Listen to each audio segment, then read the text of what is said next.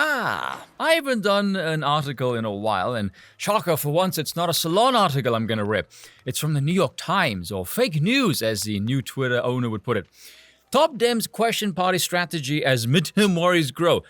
A week away from the midterms is quite the last-minute procrastination now, isn't it? Make no mistake, the Democrats are shitting bricks, by the way. Aiden sent me this graph. Look at this.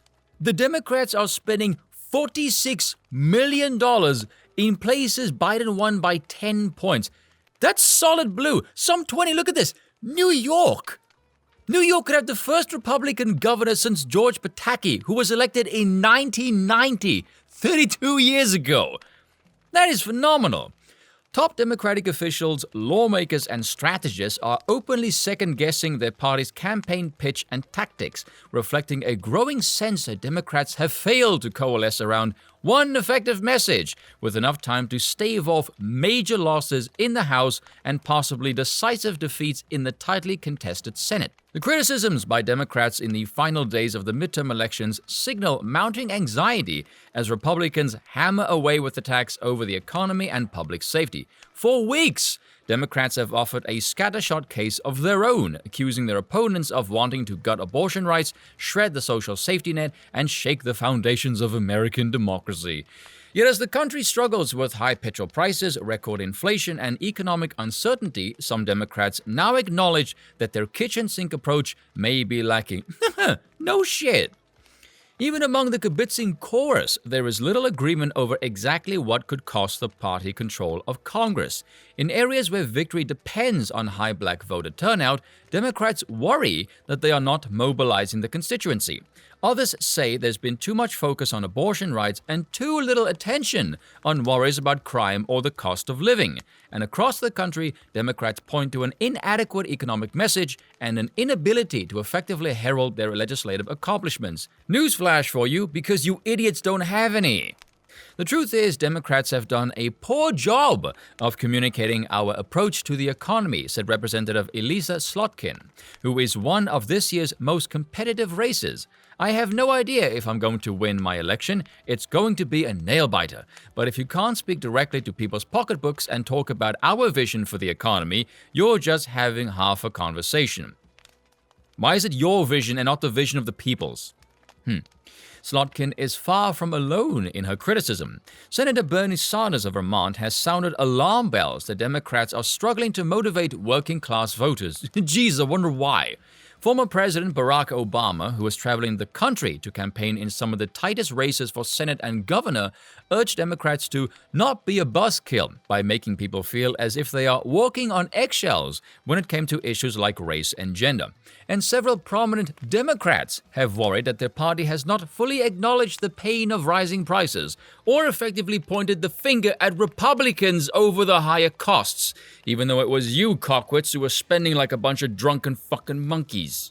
If Republicans are going to attack on inflation, you should turn to them and say, "What the hell have you done?" The answer is nothing, said Senator Bob Casey. And I think Democrats should talk about that more. Asked last week whether it was too late to adopt such an approach, Casey added, "We've got to hustle and do it quick." While many of the party's Senate candidates are outpacing Stewart Joe Biden's underwater approval rating, which is below his national average in several key swing states, strategists warn that there are limits to how much candidates can defy this year's political gravity, no matter their message. Some Democrats believe that time has simply run out for any significant shift in strategy that could change the fundamental dynamics of the race. In Wisconsin, the focus of the campaign for both Senate and governor have shifted to crime after tens of millions of dollars of Republican attacks. Only in recent weeks have Democrats tried to fight back, promoting Governor Tony Evers' effort to direct funding to law enforcement agencies.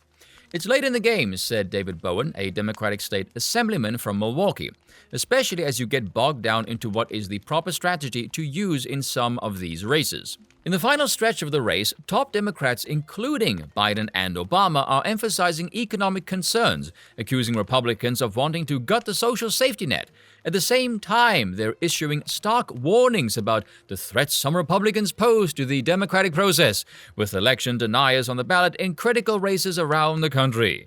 If there was an asteroid headed towards Earth, it's going to land in 2 weeks. If you went into the Republican caucus and said, What do you want to do? They'd say, we need a tax break for the wealthy, Obama said over the weekend in Wisconsin as he criticized Senator Ron Johnson. That's their only economic policy. Okay, I was going to read the whole thing, but I have to stop here. Words cannot describe how much I despise Obama for all of his messianic persona, which is found only in the minds of morons who admire him for his acting talents. You know the way he speaks and pauses for seemingly 5 bloody hours while he looks off in the distance as if he just said something incredibly profound, looking like such a smug bastard. Even though without a teleprompter or a speechwriter, the man's a fucking idiot. The asteroid in question has fuck all to do with that. At the end, he says, their economic policy. You didn't ask an economic question in this hypothetical scenario, you ding-dong. And tax breaks for the wealthy? Tax the rich is literally your only economic policy since FD freaking R.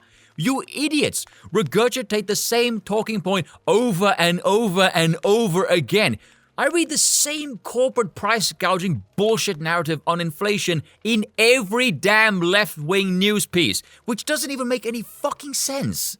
Getting more money in the hands of the state does not spur economic growth. These nimrods then double down and say, oh, ask a Republican what they've done. Nothing. The problem is government spending, so the action of doing nothing is the solution. How stupid is your voter base that this actually works? Someone answer me this. Why the hell then would the rich donate more to the Democrats than they do to the Republicans? Why is Silicon Valley overwhelmingly pro-Democrat then? Why do you think that is? Seriously, who is stupid enough to think any business would give money to politicians who is going to tax them more?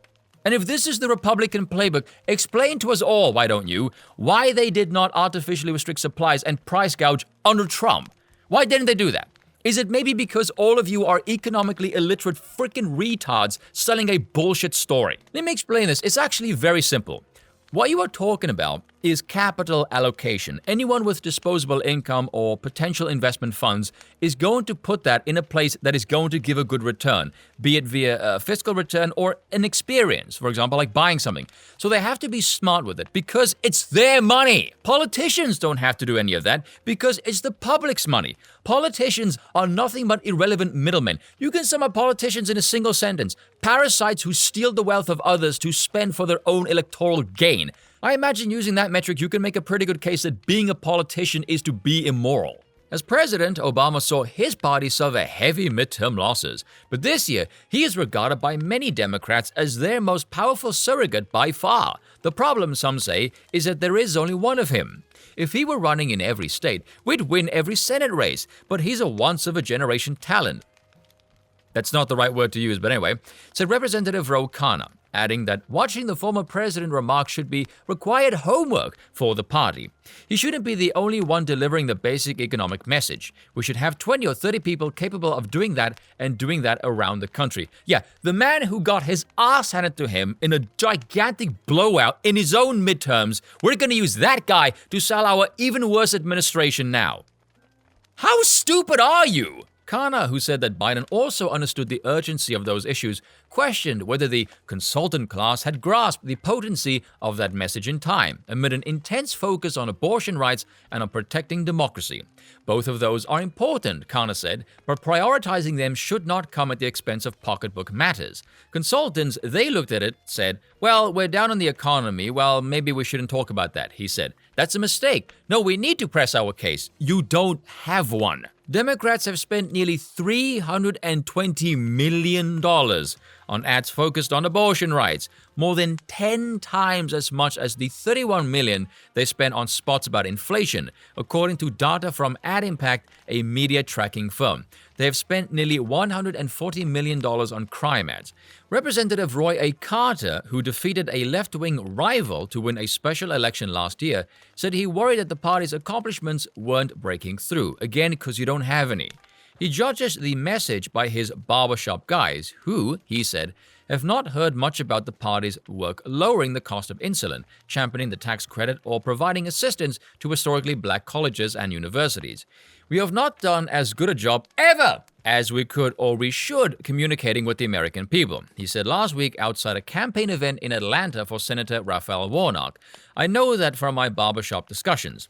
That concern was echoed by others who worry that black voters haven't been sufficiently motivated to vote. Geez, I wonder why. It's because since the 60s you've sucked at it. The only thing I'm worried about is African American turnout, said former Governor Ed Randall of Pennsylvania. I'm worried that it won't be as strong as we need. Finger pointing is typically reserved for the days and weeks after the election. The fact that it's coming with a week left to go underscores how Democratic hopes have fallen since the summer, when the party seemed to be outrunning political history. For 2 decades, the president's party has lost seats in the midterm elections, as voters have expressed their discontent with the party in power. This year, Democrats have tried to frame the election not as a referendum on an unpopular Biden, but as a choice between 2 very different visions for America, an argument the president made before a gathering of Pennsylvania Democrats last week. This is not an easy case for Democrats to make. For months, Republicans have slammed their opponents with a far simpler message. The economy is bad, worries about crime and immigration are rising, and the party in control is to blame. We call that the truth, something politicians are not terribly familiar with. Governor Brian Kemp of Georgia, a Republican, described the midterms as a pocketbook election. True. Democrats around the country the last 2 weeks in the campaign have now started talking about violent crime and going after street gangs, Kemp told supporters after a campaign stop in the Atlanta suburbs on Tuesday. I can't imagine what's woken them up. For weeks, much of the intra-party critique has centered on whether Democrats have made a mistake by leaning too heavily in their messaging on the backlash to the Supreme Court decision overturning Roe v. Wade. Since June, when that ruling arrived in Dobbs v. Jackson Women's Health Organization, some Democrats hoped they could overcome economic anxieties and the pull of history with promises of preserving abortion rights and castigating Republican extremism. I definitely think that we weren't wrong by focusing on Dobbs when it happened, because it was so earth-shattering, said Chuck Rocha, a Democratic strategist who focuses on Latino voters, yet who are mostly Catholic, you fucking moron. The question should have been, could we have done that and packaged together economic populism along with the Dobbs decision? Yeah, except your economic policy is not popular. I think we are closing with the best we can do. That's gonna end really badly. But, he said, there are so many headwinds. Here is the reason why I wanted to do a video on this particular article. Because as I'm reading this, the one phrase that repeatedly comes to mind is desperate lust for power. Quick question, why do Democrats want power? Think about it. To do what?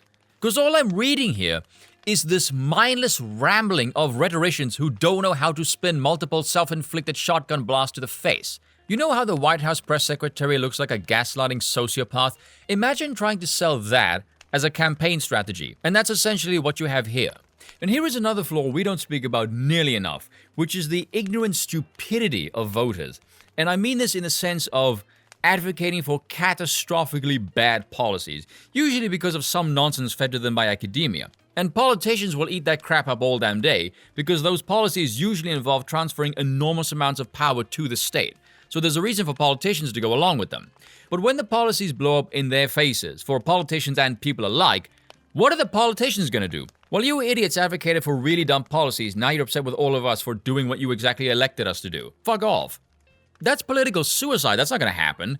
And the voters are not going to ever realize that they're the real idiots in this situation. So how do you break that cycle? If you need political consultants or other politicians to stump for you, that to me is a sign of utter incompetence and you suck at your jobs. Like Trump's endorsement is a bit different because his people are trying to get into power, so they are on the offensive, whereas these people are playing defensive really badly because there's nothing to defend. They suck and they know it. In this piss-poor government model, the people are supposed to be your bosses. When you pay someone to explain to you how to spin your incompetence, something is very, very wrong. I can understand if you speak to regular people who you are supposed to represent and you get this myriad of issues and you need someone to help you maximize resource allocation on which issues to focus on, I can understand that. But when you look at the polls, which issues are of most pressing concern to people? Inflation, the economy, immigration, crime. What are the Democrats focused on? January 6th, abortion, climate change. Not even their own voters are concerned about those issues, which tells me a number of things.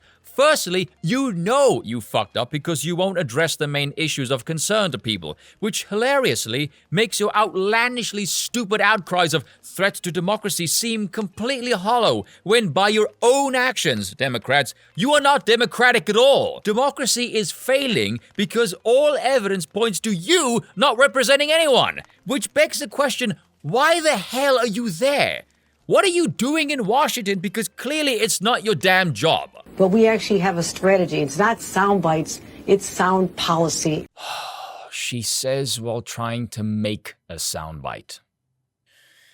We are surrounded by clueless imbeciles.